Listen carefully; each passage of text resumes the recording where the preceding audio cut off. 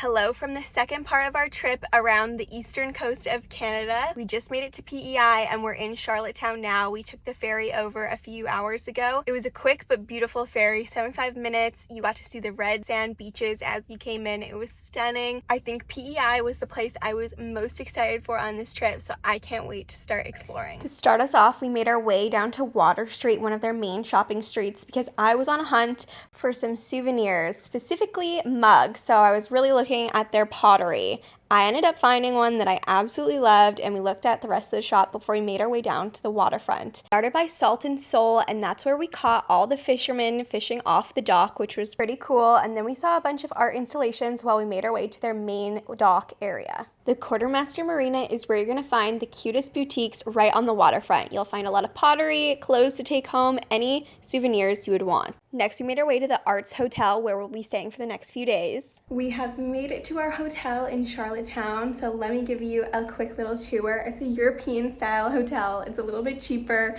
and so it doesn't have all the bells and whistles, but it's actually quite cute, so I'll show you. You walk in, and immediately you just come to the bed. It's a queen-size bed. You have a nice window looking out into the town, and it comes with some beautiful art.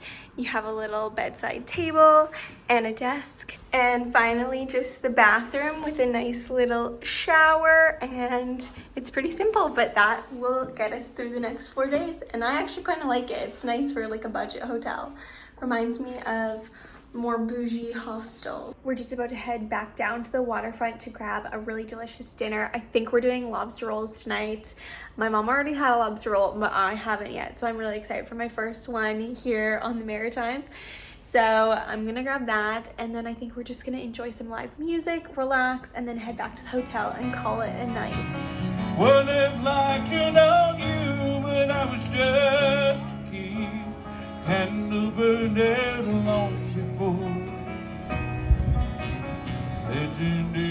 For our first dinner in Charlottetown, I finally got to have my first lobster roll of the trip, and it 100% lived up to the hype. I think I'm in love. Good morning. It's our first full day in Charlottetown, so we're going to be exploring the entire day. It's all about exploring downtown and all the things that the city has to offer. We're going to start by going to a brunch spot called Leonard's. It's supposed to be one of the most popular brunch spots in Charlottetown. We shared some French toast and a breakfast sandwich, and it was so good. I would definitely recommend this. And then after that, back down to the waterfront and finish exploring what we started yesterday. And then we're gonna stop in at the famous Founders Food Hall. On the way from breakfast to the water, we found this beautiful church, and I thought it was so stunning that I had to show you. The inside took my breath away.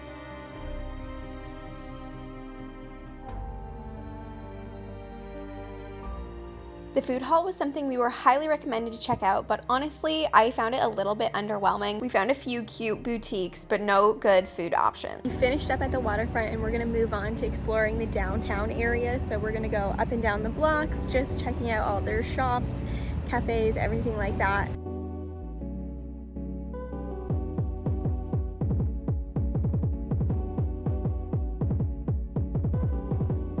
We've just wrapped up going up and down all the streets of their downtown area. I think we've officially shopped till we dropped. Now we're moving on to go check out Victoria Park and Beaconsfield's historical house. You're supposed to be able to do some tours around a preserved historical site, so that should be really cool. And Victoria Park is known for having a beautiful boardwalk along the ocean. Hopefully we'll get some views of the city, and it should just be a really nice walk to kind of top off our evening. We made our way to Beaconsfield Historic House, and actually right across the street we found this hidden gem that I had to share. This house doesn't make it onto anyone's list of recommendations of things to do in Charlottetown, and it doesn't show up on the maps, but it was honestly one of my favorite things I saw in Charlottetown. It's a beautiful house, and then attached they have this beautiful garden, and no one else was here. We had it all to ourselves to explore this magical garden, and it was honestly the highlight of the afternoon. We then made our way to the Brighton Beach lighthouse, which was so cool. You got to walk right up to it and get some photos. Again, it was empty, which was crazy for it to be a tourist attraction, but so fun. And I'm loving that things aren't insanely busy here, and you're getting to like go up to everything and like really get the photos, get to see it, and not have to fight off the crowds. Now we're just on our way to dinner. We're gonna grab some pizza and then call it a night because we're quite tired and it is very hot here today. I always want to be 100% honest, so I would say that this pizza was good, not amazing, nothing to write home about, but it had us fed. Good morning from our second day in PEI. We're getting ready to head up into the Cavendish area for the day. We're going to do all the Anne of Green Gables things. We're going to go to her heritage site, check out the museum, do the post office, do everything. I'm really hoping to get an audio tour because I know I watched the movies and read the books as kids, but I don't remember the story at all. We're starting by grabbing some bagels and coffee right near our hotel. There's a place called Timothy's Bagels that looks really good, and then I'm going to try out Fifth Wave coffee after we grab our bagels. That coffee was much needed because we had a big day of exploring every Anne of Green Gables things on PEI. I'm sure a lot of people can relate to this, but Anne of Green Gables was a big part of both my mom's childhood and then she passed it on to me to be a big part of my childhood. I grew up hearing the stories, and Lucy Montgomery is a Canadian female author, so it was really cool to go see where she based her stories out of, the house she grew up in, and all the forests that she wrote all about in her stories. Next, we made our way to the made-up town of Avonlea from Anne of Green Gables. They have turned this place into a real town that you're able to explore. It was really cool. They had people walking around in costumes and you could ask them any questions about the sites and everything like that. It's straight from the book, which is really, really cool. She lived her whole childhood there and grew up there, and you can tell it. The book is really heavily based on how she grew up and the life that she lived. Now we're moving on to go to the Anne of Green Gables Museum, and then we're just gonna make stops along the way and see what we can find. Because we clearly haven't seen enough of Anne, we made it to the Anne of Green Gables Museum, which is just her cousin's house that was preserved, but with the real stuff that they actually grew up with in that house. This museum was definitely more authentic than the first one, but the first one focused on the story, which I love. And now we're off to grab some coffee and then explore the PEI National Park, so that should be really cool. I'm excited to see some of the red cliffs and the beaches attached. Once we've got our fill of the red cliffs, we're gonna head to the Cavendish beach. We've been told it's super busy, but I'm really excited to just lay out on the beach for a few hours and relax.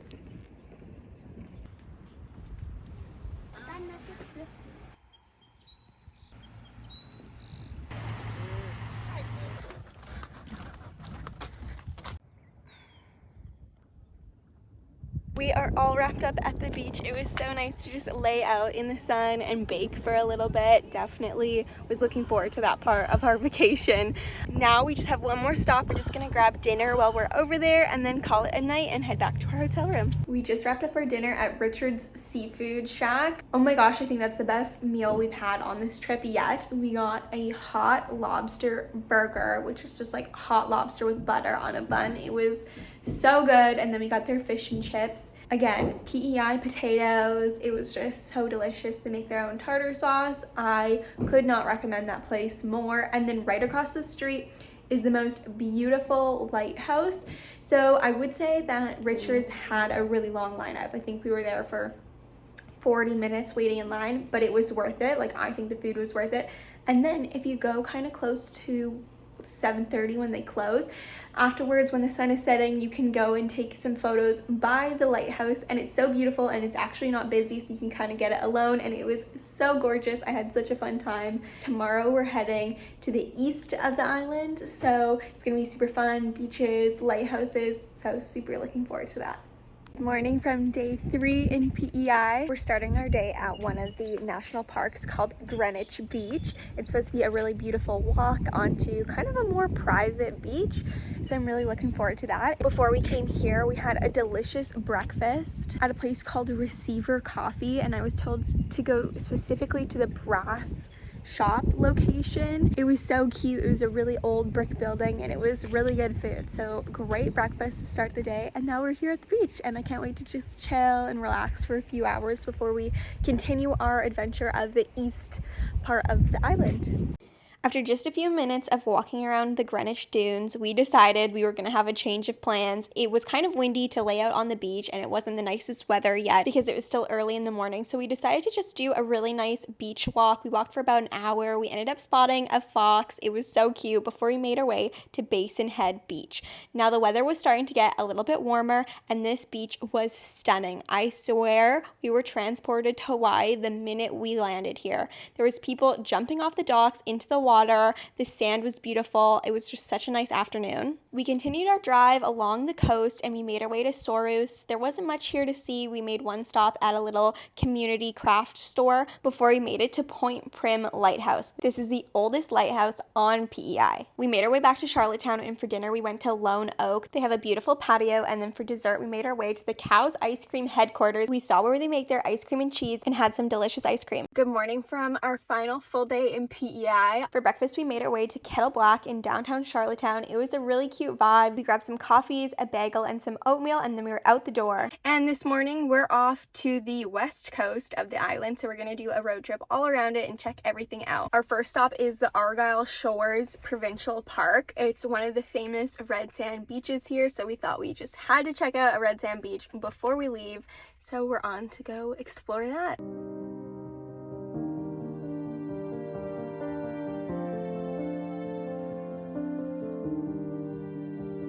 The red sand beach was so cool. It had so much wildlife, and we were just spending so much time looking in the tide pools and seeing what we could see. Lots of hermit crabs. We were on the hunt for some starfish, but we didn't find any. Now we're gonna continue heading northwest. We're gonna just check out some of the scenic drives. We're gonna head to West Point Lighthouse. It's supposed to be beautiful. I know that you can book a stay there to actually stay in the lighthouse. We haven't, but we're gonna go check out the lighthouse and see it. But I just thought that was really cool. If that was something you were super into, you can sleep in the lighthouse, which is pretty cool. But yeah, we're gonna head that way and see it. It's supposed to be a black and white striped lighthouse, so super beautiful and a little bit unlike any of the other ones we've seen so far. The Ham Pie Company was a super highly recommended food stop to make while you're in Charlottetown. We got a sweet and savory, and they were so delicious and made freshly every day.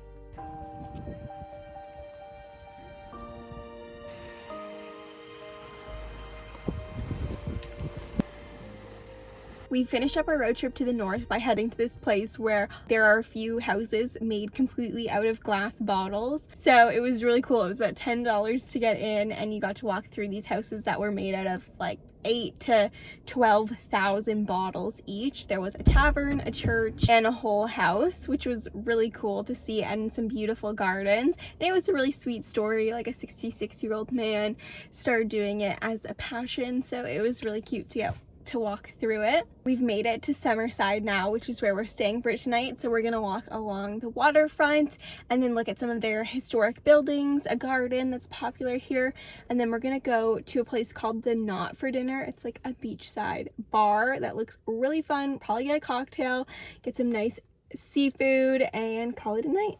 If I'm being completely honest, Summerside was a little bit boring. It's just a very sleepy town with not a lot to do. We explored their main wharf area called Spinnaker's Landing before we moved on to just continue along the waterfront. They have a few really beautiful houses and historical sites, but they were all closed by the time we got there. The Knot right on the waterfront was really fun to go to. It's like this little beach hut that you can get drinks at. It was really good. And then we just made our way to a local ice cream shop to end the night. It had some homemade flavors in a garden. It was delicious. See you in part 3.